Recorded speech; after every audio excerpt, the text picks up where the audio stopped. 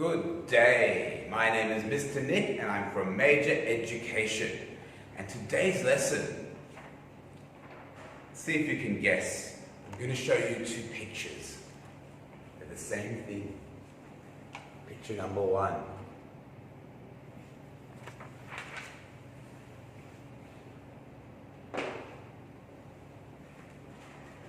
Picture number two.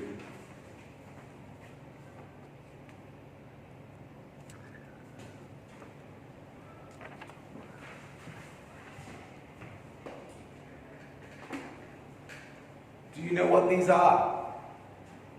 These are different types of art galleries. Art galleries, where people come to look at artworks, or paintings, or sculptures. I love going to art galleries. Have you been to an art gallery? Well, today we are going to talk about describing art.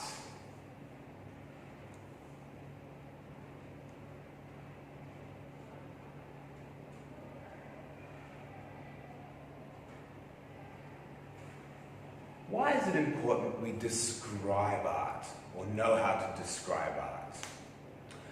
Let's have a look here. This is one of my masterpiece paintings.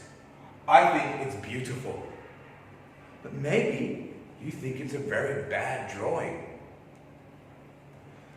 I want to tell you why I think it's beautiful, and I also want to know why you don't like my painting. And the only way we can communicate with each other is if we learn how to describe art. And today, we're going to look at some phrases which will help us describe art. We've got some on the board here. Let's start with an easy one. The paintings here are fantastic. What the person's doing here is describing their feelings, which are generally very positive about paintings in an art gallery. Easy phrase. I think it's the best one in the exhibition.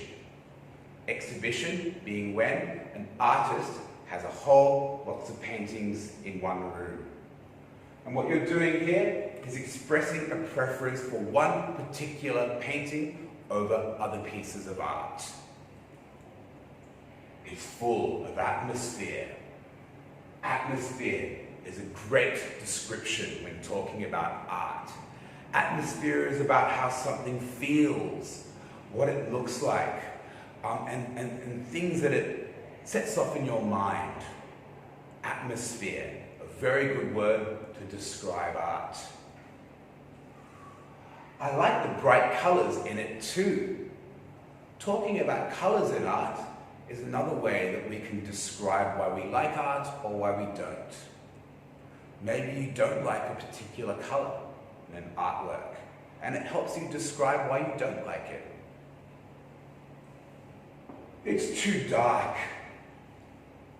Maybe the painting or the drawing or the sculpture does not appeal to you. You don't like it because you think it's too dark and colourless. Another way to describe art when you don't like it very much. And this is an interesting one. It makes me feel quite depressed. It makes me feel quite depressed. Good art inspires feelings in people. Sometimes it makes you happy. Sometimes it makes you sad. And here, it makes me feel quite depressed. We can express why we like an art, why we don't like, on how it makes us feel. Maybe you like the artwork even though it makes you sad. Maybe you don't. But these phrases will help you describe art. There are plenty more we can talk about.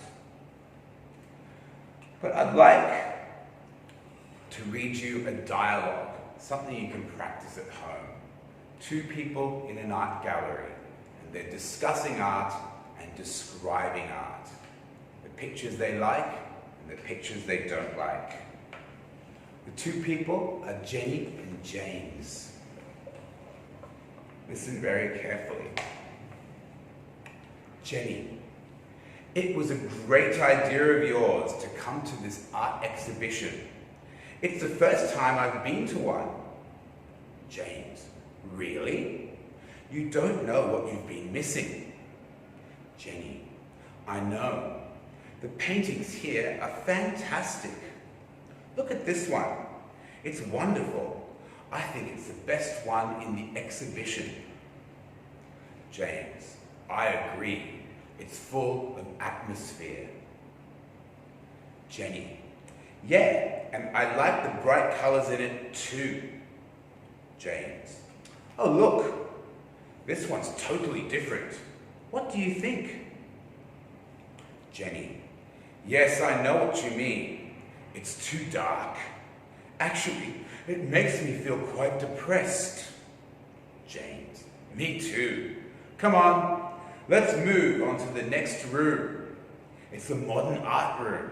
Jenny, great idea. I love modern art.